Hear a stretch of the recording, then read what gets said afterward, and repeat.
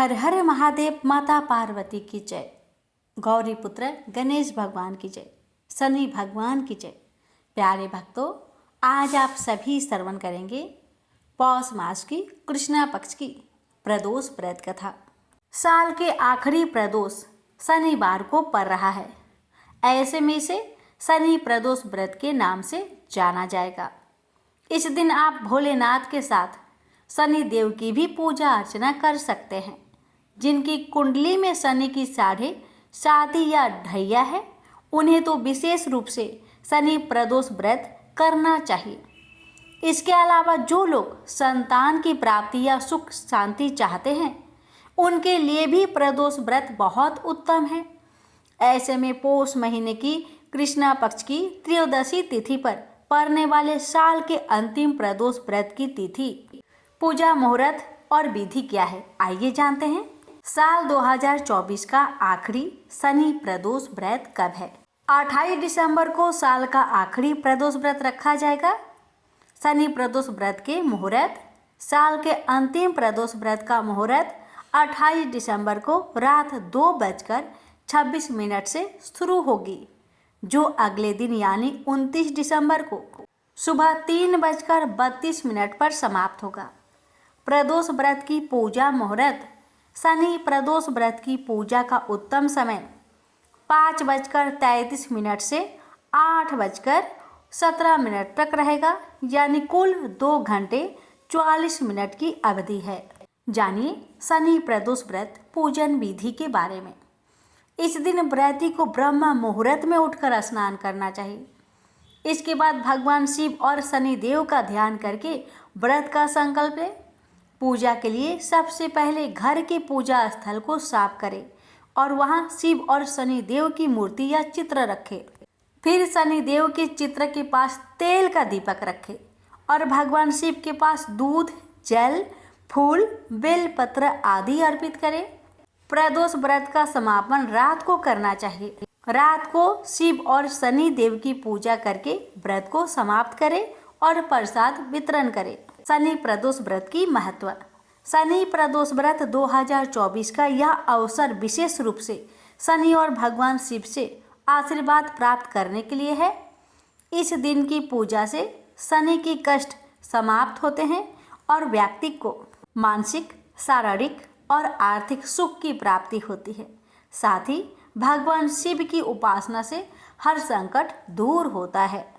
तो आइए प्यारे भक्तों, अब हम श्रवण करते हैं हर मनोकामना को पूर्ण करने वाली, सभी कष्ट को दूर करने वाली शनि प्रदोष व्रत की संपूर्ण कथा।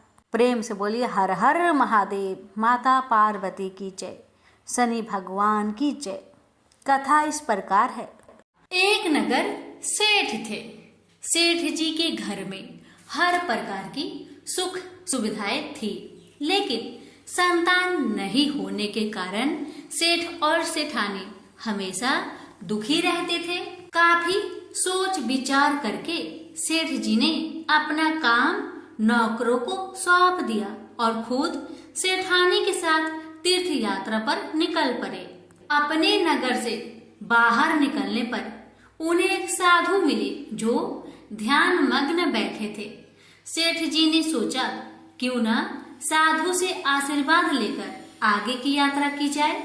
सेठ और सेठानी साधु के निकट बैठ गए। साधु ने जब आंखें खोली तो उन्हें ज्ञात हुआ कि सेठ और सेठानी काफी समय से आशीर्वाद की प्रतीक्षा में बैठे हैं। साधु ने सेठ और सेठानी से कहा कि मैं तुम्हारा दुख जानता हूँ, तुम शनि प्रदोष व्रत करो, इससे तुम्हें संतान सुख प्राप्त होगा। साधु ने सेठ सेठानी को प्रदोष व्रत की विधि भी बताई और शंकर भगवान की निम्न वंदना बताई। हे रुद्र देव शिव नमस्कार, शिव शंकर जगगुरु नमस्कार, हे नीलकंठ सूर्य नमस्कार, शशि मौली चंद्र सुख नमस्कार, हे उमाकांत सुधी नमस्कार, उग्रत्व रूप मन नमस्कार, ईशान ईश प्रभु नमस्कार, विश्वेश्वर प्रभु शिव नमस्कार। दोनों साधु उनसे आशीर्वाद लेकर तीर्थ यात्रा के लिए आगे चल पड़े।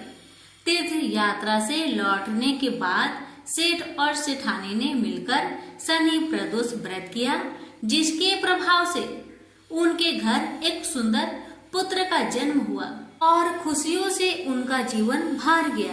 प्रेम से बोलिए उमापति शंकर भगवान की जय, शनि महाराज की जय।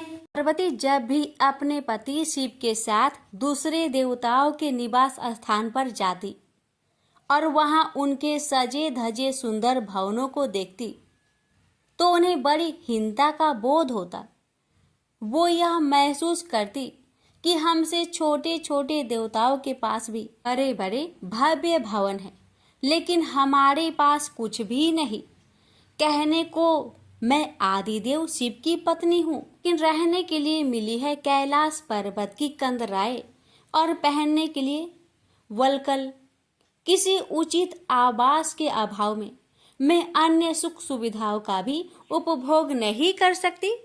एक दिन पार्वती ने अपने मन की यह व्यथा अपने पति शिव से कही। सुनकर शिव मुस्कुराए, फिर बोले, इसमें हीनता की कोई बात नहीं है देवी। प्रत्येक व्यक्ति की अपनी अपनी जीवन शैली होती है। हमारी जीवन शैली यही है, हम अपनी इस शैली को हीन क्यों समझे। अन्य देवगण प्राकृतिक से बहुत दूर है, जबकि हम प्राकृतिक की गोद में निवास करते हैं। यह तो हमारे लिए गौरव की बात है, हीनता की नहीं। शिव के तर्कों से पार्वती संतुष्ट नहीं हुई और बोली, मुझे आपकी ये बातें समझ में नहीं आती देव। मुझे तो अपना एक आवास चाहिए, बहुत ही भव्य और सुख सुविधा से पूर्ण। शिव ने अपनी सहज मुस्कान के साथ उत्तर दिया, इसमें क्या मुश्किल है देवी। मैं अभी विश्वकर्मा को बुलवा देता हूँ, उनसे जैसा चाहे वैसा आवास बनवा ले। विश्वकर्मा को बुलवाया गया। पार्वती ने आदेश दिया, हमारे लिए एक ऐसा भवन बनाओ जैसा विश्व में कहीं ना हो। विश्वकर्मा ने आदेश स्वीकार किया। निर्माण कार्य प्रारंभ हो गया। कुछ ही समय में पार्वती की इच्छा अनुसार भव्य भवन तैयार हो गया। अपने भवन को देखकर पार्वती अति प्रसन्न हुई। गृह प्रवेश की तैयारी होने लगी। पार्वती चाहती थी कि गृह प्रवेश के समय सभी प्रमुख देवता हमारे यहाँ उपस्थित रहे। शिव ने अपनी सहमति दे दी। सभी प्रमुख देवी देवताओं को आमंत्रण भेजा गया। गृह प्रवेश के समय वे सब कैलाश पर्वत पर आ गए। उन्होंने पार्वती के भव्य भवन की भूरी भूरी प्रशंसा की। इन विश्व नियंता ब्रह्मा खामोश रहे। जब सब देवी देवता जाने लगे तो पार्वती ने ब्रह्मा जी से पूछा, देव क्या आपको यह आवास पसंद नहीं आया। ब्रह्मा जी ने आश्चर्य व्यक्त करते हुए पार्वती से ही प्रश्न किया, देवी मैंने ऐसा कब कहा। आपके चेहरे की भाव भंगिमा कुछ ऐसा ही कह रही है प्रभु। पार्वती ने अपनी शंका स्पष्ट की। फिर ब्रह्मा जी को मौन देखकर पार्वती ने अपनी बात आगे बढ़ाई, देव आप कुछ संकोच कर रहे हैं, स्पष्ट कहिए क्या बात है। ब्रह्मा जी ने तनिक रुककर उत्तर दिया, देवी और तो सब ठीक है, लेकिन इस प्रसाद पर शनि की कुदृष्टि है। इतना कहकर वे वहां से चले गए। पार्वती ने ब्रह्मा जी की बात शिव को बतलाई तो वे भी कुछ चिंता में पड़ गए। पार्वती ने शिव से पूछा, प्रभु शनि की दृष्टि से क्या हो सकता है, यह प्रसाद जल सकता है। शिव ने उत्तर दिया। यह सुनकर पार्वती भी चिंतित हो गई और बोली, प्रभु इसके लिए कोई उपाय कीजिए। शिव ने निराशा व्यक्त की। शनि की दृष्टि को हटाना सरल नहीं है देवी। शिव का उत्तर सुनकर पार्वती आवेश में आ गई और बोली, सरल क्यों नहीं है। आप अभी शनि लोक जाइए और शनि से कहिए कि वह हमारे प्रसाद पर से अपनी कुदृष्टि हटा ले। यदि वह मान जाए तो आप तत्काल उसे वरदान दे दीजिएगा, और यदि ना माने तो आप अपना डमरू जोर से बजा दीजिएगा। मैं स्वयं अपने प्रसाद को आग लगा दूंगी। यदि प्रसाद को जलना ही है तो यह मेरे ही हाथों से जलेगा। शनि की कुदृष्टि से नहीं, इसके बाद में शनि को श्राप दूंगी। पार्वती की इच्छा अनुसार शिव शनि लोग गए। वहां शनि देव ने उनकी अभ्यर्थना की और आदर के साथ आसन पर बैठाया।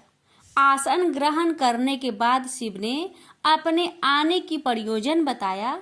देवी पार्वती ने जो प्रसाद बनवाया है उस पर तुम्हारी कुदृष्टि है, अतः वे चाहती हैं कि तुम उधर से अपनी कुदृष्टि हटा लो। शनि देव ने करवध होकर निवेदन किया, आप निश्चिंत रहे देव, माता पार्वती के प्रसाद पर कुदृष्टि डालने का मैं दुस्साहस कर ही नहीं सकता। शनि से अवशासन पाकर शिव प्रसन्न हो गए और बोले, शनि मैं तुमसे प्रसन्न हूँ, तुम जो चाहे वर मांग सकते हो। शनि ने विनम्र भाव से कहा, प्रभु आपका दिया हुआ सब कुछ मेरे पास है, क्या मांगू? हाँ, एक इच्छा अवश्य है, वह है आपका तांडव नृत्य देखने की। बहुत दिन हो गए उसे देखे हुए, आपका नृत्य देखला सके तो कृपा होगी। शनि का यह अनुरोध शिव को अच्छा लगा। उन्होंने तत्काल अपना डमरू उठा लिया और लगे नृत्य करने। भोले भंडारी ये भी भूल गए कि माता पार्वती ने डमरू की आवाज सुनकर अपने नवनिर्मित प्रसाद को जला देने की बात कही थी। बस डमरू बजा बजा कर वे नृत्य करते रहे। उधर पार्वती ने जब कैलाश पर डमरू की ध्वनि सुनी तो उन्होंने सोचा कि शनि ने अपनी कुदृष्टि हटाना अस्वीकार कर दिया है, अतः वे बहुत दुखी हुई। उन्हें लगा कि यदि मैं तत्काल अपने नवनिर्मित आवास को आग लगा दूंगी तो वह शनि की कुदृष्टि से बच जाएगा। अतः उन्होंने स्वयं ही अपने प्रसाद में आग लगा दी। वह धू धू करके जल उठा। प्रसाद को जलता देख पार्वती का शनि पर क्रोध धीरे धीरे बढ़ने लगा और वे उसे श्राप देने के लिए तैयार हो गई। लेकिन उसी समय भगवान शिव वहां पहुंच गए। उन्होंने वहां प्रसाद को जलते देखा तो वे आश्चर्यचकित रह गए। उनकी समझ में ही नहीं आया कि यह कैसे हो गया। फिर अचानक उन्हें सब कुछ स्मरण हो आया। अपनी भूल का उन्हें एहसास हुआ। उन्होंने पार्वती जी को सब कुछ कह सुनाया। सच्चाई जानकर पार्वती को भी अपने जल्दबाजी पर दुख हुआ। अब शनि को श्राप देने का कोई अर्थ नहीं था। प्रत्यक्षतः उसका कहीं कोई अपराध नहीं था। फिर भी पार्वती और शिव को यह लग रहा था कि यह सब हुआ शनि की कुदृष्टि से ही। लेकिन इस स्थिति को देखते हुए वे उसे दोषी नहीं ठहरा सकते थे। प्रेम से बोलिए हर हर महादेव, शनि महाराज की जय हो। एक समय स्वर्ग लोक में सबसे बड़ा कौन के प्रश्न पर 9 ग्रहों में वाद विवाद हो गया। विवाद इतना बढ़ा कि परस्पर भयंकर युद्ध की स्थिति बन गई। निर्णय के लिए सभी देवता देवराज इंद्र के पास पहुंचे और बोले, हे देवराज, आपको निर्णय करना होगा कि हम में से सबसे बड़ा कौन है। देवताओं का प्रश्न सुनकर देवराज इंद्र उलझन में पड़ गए। इंद्र बोले, मैं इस प्रश्न का उत्तर देने में असमर्थ हूं। हम सभी पृथ्वी लोक में उज्जैनी नगरी में राजा विक्रमादित्य के पास चलते हैं। देवराज इंद्र सहित सभी ग्रह देवता उज्जैनी नगरी पहुंचे। महल में पहुंचकर जब देवताओं ने उनसे अपना प्रश्न पूछा तो राजा विक्रमादित्य भी कुछ देर के लिए परेशान हो उठे, क्योंकि सभी देवता अपनी अपनी शक्तियों के कारण महान थे। किसी को भी छोटा या बड़ा कह देने से उनके क्रोध के प्रकोप से भयंकर हानि पहुंच सकती थी। अचानक राजा विक्रमादित्य को एक उपाय सूझा और उन्होंने विभिन्न धातुओं स्वर्ण, रजत, चांदी, कांसा, ताम्र यानी तांबा, सीसा, रांगा, जस्ता, अभ्रक व लोहे के 9 आसन बनवाए। धातुओं के गुणों के अनुसार सभी आसनों को एक दूसरे के पीछे रखवाकर उन्होंने देवताओं को अपने अपने सिंहासन पर बैठने के लिए कहा। देवताओं के बैठने के बाद राजा विक्रमादित्य ने कहा, आपका निर्णय तो स्वयं हो गया। जो सबसे पहले सिंहासन पर विराजमान है वही सबसे बड़ा है। राजा विक्रमादित्य के निर्णय को सुनकर शनि देवता ने सबसे पीछे आसन पर बैठने के कारण अपने को छोटा जानकर क्रोधित होकर कहा, राजा विक्रमादित्य, तुमने मुझे सबसे पीछे बैठाकर मेरा अपमान किया है। तुम मेरी शक्तियों से परिचित नहीं हो, मैं तुम्हारा सर्वनाश कर दूंगा। शनि ने कहा, सूर्य एक राशि पर 1 महीने, चंद्रमा 2.25 दिन, मंगल 1.5 महीने, बुध और शुक्र 1 महीने, बृहस्पति 13 महीने रहते हैं, लेकिन मैं किसी राशि पर 7.5 वर्ष 7.5 तक रहता हूँ। बड़े बड़े देवताओं को मैंने अपने प्रकोप से पीड़ित किया है। राम को 7.5 के कारण ही वन में जाकर रहना पड़ा और रावण को 7.5 के कारण ही युद्ध में मृत्यु का शिकार बनना पड़ा। राजा, तू भी मेरे प्रकोप से नहीं बच सकेगा। इसके बाद अन्य ग्रहों के देवता तो प्रसन्नता के साथ चले गए, परंतु शनिदेव बड़े क्रोध के साथ वहां से विदा हुए। राजा विक्रमादित्य पहले की तरह ही न्याय करते रहे। अन्य राज्यों में सभी स्त्री पुरुष बहुत आनंद से जीवन यापन कर रहे थे। कुछ दिन ऐसे ही बीत गए। उधर शनि देवता अपने अपमान को भूले नहीं थे। विक्रम आदित्य से बदला लेने के लिए एक दिन शनिदेव ने घोड़े के व्यापारी का रूप धारण किया और बहुत से घोड़े के साथ उज्जैनी नगरी पहुंचे। राजा विक्रमादित्य ने राज्य में किसी घोड़े के व्यापारी की आने के समाचार सुना तो अपने अश्वपाल को कुछ घोड़े खरीदने के लिए भेजा। घोड़े बहुत कीमती थे। अश्वपाल ने जब वापस लौटकर इस संबंध में बताया तो राजा विक्रमादित्य ने स्वयं आकर एक सुंदर व शक्तिशाली घोड़े को पसंद किया। घोड़े की चाल देखने के लिए राजा उस घोड़े पर सवार हुए तो वह घोड़ा बिजली की गति से दौड़ पड़ा।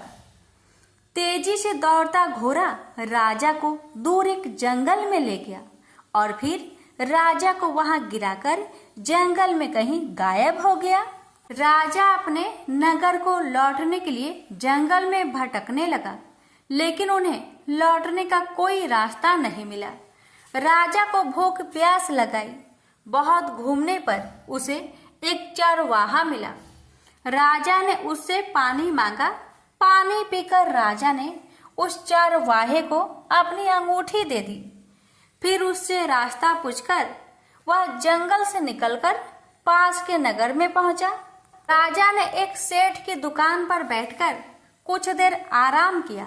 उस सेठ ने राजा से बातचीत की तो राजा ने उसे बताया कि मैं उज्जैनी नगरी से आया हूँ। राजा के कुछ देर दुकान पर बैठने से सेठ जी की बहुत बिक्री हुई। सेठ ने राजा को बहुत भाग्यवान समझा और खुश होकर उसे अपने घर भोजन के लिए ले गया। सेठ के घर में सोने का एक हार खूंटी पर लटका हुआ था। राजा को उस कमरे में छोड़कर सेठ कुछ देर के लिए बाहर गया। तभी एक आश्चर्यजनक घटना घटी। राजा के देखते देखते सोने के उस हार को खूंटी निकल गई। सेठ ने कमरे में लौटकर हार को गायब देखा तो चोरी का संदेह राजा पर ही किया, क्योंकि उस कमरे में राजा ही अकेला बैठा था। सेठ ने अपने नौकरों से कहा कि इस परदेसी को रस्सियों से बांधकर नगर के राजा के पास ले चलो। राजा ने विक्रमादित्य से हार के बारे में पूछा तो उसने बताया कि उसके देखते ही देखते खूंटी ने हार को निगल लिया था। इस पर राजा ने क्रोधित होकर चोरी करने के अपराध में विक्रमादित्य के हाथ पांव कटवाने का आदेश दे दिया। राजा विक्रमादित्य के हाथ पांव काटकर उसे नगर के सड़क पर छोड़ दिया गया। कुछ दिन बाद एक तेली उसे उठाकर अपने घर ले गया और उसे अपने कोल्हू पर बैठा दिया। राजा आवाज देकर बैलों को हाँकता रहता। इस तरह तेली का बैल चलता रहा और राजा को भोजन मिलता रहा। शनि के प्रकोप की 7.5 पूरी होने पर वर्षा ऋतु आरंभ हुई। राजा विक्रमादित्य एक रात मेघ मल्हार गा रहा था कि तभी नगर के राजा की लड़की राजकुमारी मोहिनी रथ पर सवार उस तेली के घर के पास से गुजरी। उसने मेघ मल्हार सुना तो उसे बहुत अच्छा लगा और दासी को भेजकर गाने वाले को बुला लाने को कहा। दासी ने लौटकर राजकुमारी को अपंग राजा के बारे में सब कुछ बता दिया। राजकुमारी उसके मेघ मल्हार से बहुत मोहित हुई, अतः उसने सब कुछ जानकर भी अपंग राजा से विवाह करने का निश्चय कर लिया। राजकुमारी ने अपने माता पिता से जब यह बात कही तो वे हैरान रह गए। रानी ने मोहिनी को समझाया, बेटी तेरे भाग्य में तो किसी राजा की रानी होना लिखा है, फिर तू उस अपंग से विवाह करके अपने पांव पर कुल्हाड़ी क्यों मार रही है। राजकुमारी ने अपनी जिद नहीं छोड़ी। अपनी जिद पूरी करने के लिए उसने भोजन करना छोड़ दिया और प्राण त्याग देने का निश्चय कर लिया। आखिर राजा रानी को विवश होकर अपंग विक्रमादित्य से राजकुमारी का विवाह करना पड़ा। विवाह के बाद राजा विक्रमादित्य और राजकुमारी तेली के घर में रहने लगे।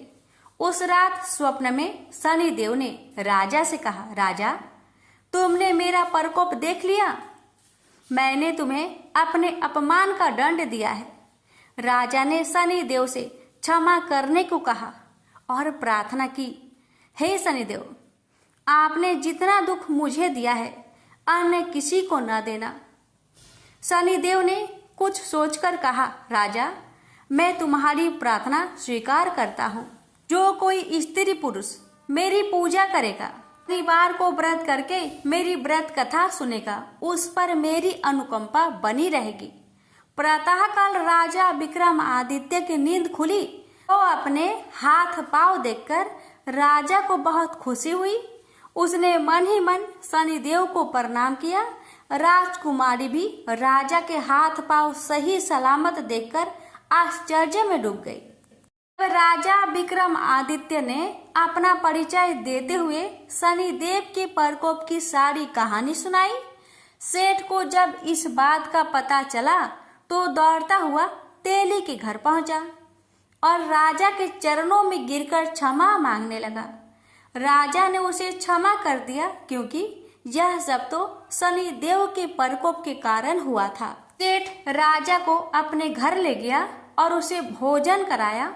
भोजन कराते समय वहां एक आश्चर्यजनक घटना घटी। सबके देखते देखते उस खूंटी ने हार उगल दिया। सेठ जी ने अपनी बेटी का विवाह भी राजा के साथ कर दिया और बहुत से स्वर्ण आभूषण धन आदि देकर राजा को विदा किया। राजा विक्रमादित्य राजकुमारी मोहिनी और सेठ की बेटी के साथ उज्जैनी पहुंचे तो नगर वासियों ने हर्ष से उनका स्वागत किया। अगले दिन राजा विक्रमादित्य ने पूरे राज्य में घोषणा कराई कि शनिदेव सब देवों में सर्वश्रेष्ठ है। प्रत्येक स्त्री पुरुष शनिवार को उनका व्रत करे और व्रत कथा अवश्य सुने। राजा विक्रमादित्य की घोषणा से शनिदेव बहुत प्रसन्न हुए। शनिवार का व्रत करने और व्रत कथा सुनने के कारण सभी लोगों की मनोकामनाएं शनिदेव की अनुकंपा से पूरी होने लगी। सभी लोग आनंद पूर्वक रहने लगे। प्रेम से बोलिए शनि महाराज की जय हो। एक ब्राह्मण को सपने में नीली घोड़ी पर नीली कपड़े पहने एक आदमी दिखाई देता था और कहता है, हे ब्राह्मण देवता, मैं तेरे लगूंगा। ब्राह्मण घबरा कर उठ गया। अगले दिन यही सपना उसे फिर आता है। यह सपना उसे रोज आने लगा। वह परेशान हो गया। और चिंता के मारे दुबला होने लगा। उसकी पत्नी ने कारण पूछा तो उसने सपने के बारे में बताया। ब्राह्मणी बोली, वे अवश्य ही शनि महाराज होंगे। अब की बार दिखे तो कहना लग जाओ, पर सवा पहर से ज्यादा मत लगना। उस दिन सपने आने पर ब्राह्मण ने कहा, लग जाओ, पर कितने समय के लिए लगोगे? शनि जी बोले, 7.5 वर्ष का लगूंगा। ब्राह्मण ने कहा, क्षमा करे शनि जी, इतना भारी तो मुझसे झेला नहीं जाएगा। तब शनि जी बोले, तो 5 वर्ष का लग जाऊंगा। ब्राह्मण बोला, यह भी मेरे लिए ज्यादा है। शनि जी बोले, 2.5 साल का लग जाऊं। ब्राह्मण ने मना किया तो शनि जी कहने लगे, सवा पहर का तो लगूंगा ही, इतना तो कोढ़ी कलंगी भिखारी के भी लग जाता हूँ। तब ब्राह्मण ने कहा, ठीक है। ब्राह्मण को सवा पहर की शनि की दशा लग गई। ब्राह्मण ने नींद से जागकर ब्राह्मणी से कहा, मेरे सवा पहर शनि की दशा लग गई है, इसलिए मैं जंगल में जाकर यह समय बिताऊंगा। मेरे लिए खाने पीने का सामान बांध दे। मेरे पीछे से किसी से लड़ाई झगड़ा ना हो, इसका ध्यान रखना। ज्यादातर घर में ही रहना, बच्चों का भी ध्यान रखना।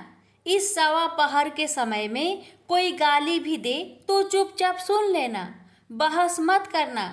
यह सब समझाकर ब्राह्मण जंगल में चला गया। जंगल में ब्राह्मण एक पीपल के पेड़ के नीचे बैठ गया और हनुमान जी का पाठ करने लगा। 1 पहर बीत गया। ब्राह्मण ने सोचा बाकी बचा समय रास्ते में बीत जाएगा, इसलिए वहां से चल दिया। रास्ते में एक बारी में मतीरे लगे देखे। माली से एक मतीरा खरीदा, पोटली में बांधा और आगे बढ़ा।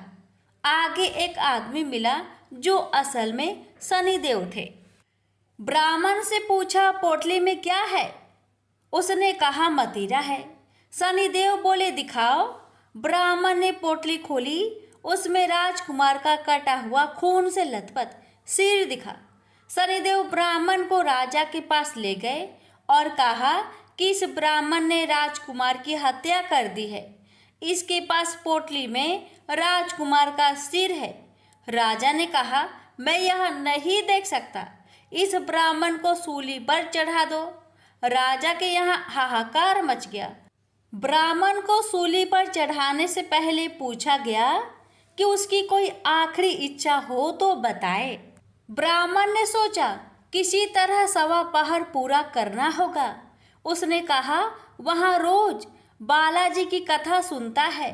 मरने से पहले अंतिम बार बालाजी की कथा सुनना चाहता हूँ। ब्राह्मण को कथा सुनाने का प्रबंध किया गया। कथा कहते कहते सवा पहर पूरा हो गया। शनि की दशा टलते ही राजकुमार शिकार खेलकर लौटता हुआ दिखाई दिया। राजकुमार को आता देख राजा बहुत खुश हुआ, लेकिन उसे निर्दोष ब्राह्मण की हत्या का दोष लगने का डर सताने लगा। उसने तुरंत घोड़सवार सैनिकों को ब्राह्मण को आदर सहित ले आने के लिए भेजा। ब्राह्मण राज दरबार में आया तो राजा ने क्षमा मांगी और पोटली दिखाने के लिए कहा। पोटली खोली तो उसमें मतीरा था। राजा ने इन सब के बारे में पूछा तो ब्राह्मण ने बताया, मुझे सवा पहर की शनिचर की दशा लगी थी, इस कारण यह सब तमाशा हुआ। राजा ने पूछा, यह दशा कैसे टलती है? ब्राह्मण बोला, राजा, यह सेठ के लगे तो काला हाथी या काला घोड़ा दान करे, गरीब के लगे तो पीपल की पूजा करे तब बोले, साचा शनिचर कहिए, जाके पाओ सदा ही पढ़िए। शनि की कहानी सुने, तिल का तेल और काला उड़द दान करे, काले कुत्ते को तेल से चुपर कर रोटी खिलाए तो शनिचर की दशा उतर जाती है। राजा ने उसे मतीरा वापस दे दिया। घर आकर ब्राह्मण ने मतीरा काटा तो उसमें बीज की जगह हीरे मोती निकले। ब्राह्मणी ने पूछा, यह कहाँ से लाए? आप तो कह रहे थे कि शनि की दशा लगी है। ब्राह्मण ने कहा, जब दशा लगी थी तो यही मदिरा राजकुमार का सिर बन गया था। उतरती दशा के शनि जी निहाल कर गए। हे शनि देवता, जैसे ब्राह्मण के शनि की दशा लगी वैसे किसी को ना लगे। प्रेम से बोलिए शनि देव की जय। कथा के मुताबिक शनिदेव की सौतेली माँ के कारण शनिदेव को श्राप लगा, जिसके बाद वो लंगड़े हो गए। सूर्य देव का तेज सहन न कर पाने की वजह से उनकी पत्नी संज्ञा छाया देवी ने अपने शरीर से अपने जैसे ही एक प्रतिमूर्ति तैयार की और उसका नाम स्वर्णा रखा। संज्ञा देवी ने स्वर्णा को आज्ञा दी कि तुम मेरी अनुपस्थिति में मेरी सारी संतानों की देखरेख करते हुए सूर्य देव की सेवा करो और पत्नी सुख भोगो। ये आदेश देकर वह अपने पिता के घर चली गई। स्वर्णा ने भी अपने आप को इस तरह ढाला कि सूर्य देव भी यह रहस्य न जान सके। इस बीच सूर्य देव से स्वर्ण को 5 पुत्र व 2 पुत्रियां हुई। स्वर्णा अपने बच्चों पर अधिक और संज्ञा की संतानों पर कम ध्यान देने लगी। एक दिन संज्ञा के पुत्र शनि को तेज भूख लगी तो उसने स्वर्णा से भोजन मांगा। तब स्वर्णा ने कहा, अभी ठहरो, पहले मैं भगवान का भोग लगा लूं और तुम्हारे छोटे भाई बहनों को खाना खिला दूं, फिर तुम्हें भोजन दूंगी। यह सुन शनि को क्रोध आ गया और उन्होंने भोजन पर लात मारने के लिए अपना पैर उठाया। तो स्वर्णा ने शनि को श्राप दे दिया कि तेरा पाँव अभी टूट जाए। माता का श्राप सुनकर शनिदेव डरकर अपने पिता के पास गए और सारा किस्सा कह दिया। सूर्यदेव समझ गए कि कोई भी माता अपने बच्चे को इस तरह का श्राप नहीं दे सकती। तब सूर्यदेव ने क्रोध में आकर पूछा कि बताओ तुम कौन हो।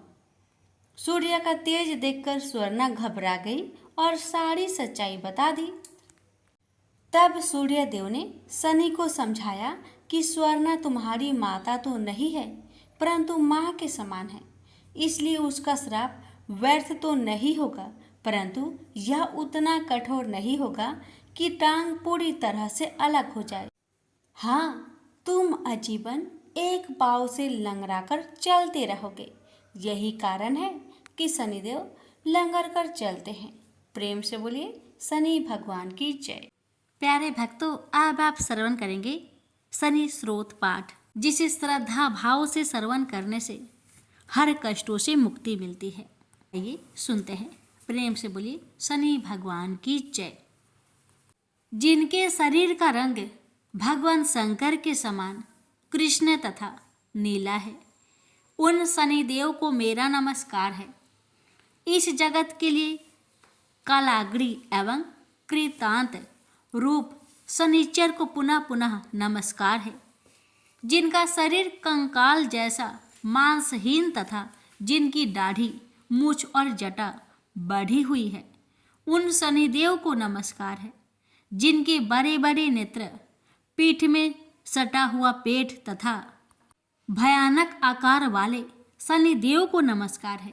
जिनके शरीर दीर्घ है, जिनके रोए बहुत मोटे हैं, जो लंबे चौड़े किंतु जर्जर शरीर वाले हैं तथा जिनकी दाढ़ी काल रूप है, उन शनिदेव को बार बार नमस्कार है। हे शनिदेव, आपके नेत्र कठोर के समान गहरे हैं, आपकी ओर देखना कठिन है।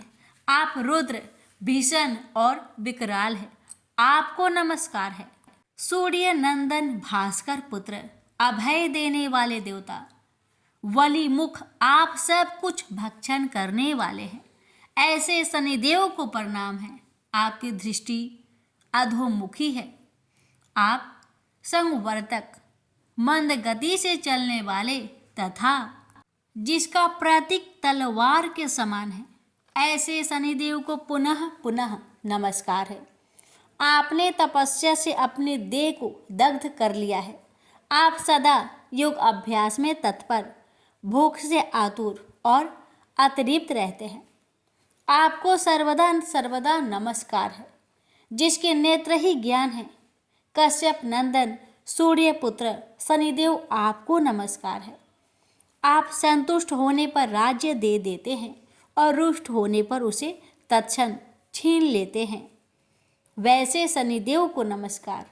देवता, असुर, मनुष्य, सिद्ध, विद्याधर और नाग ये सब आपकी दृष्टि पड़ने पर समूल नष्ट हो जाते हैं। शनिदेव को प्रणाम। आप मुझ पर प्रसन्न होइए।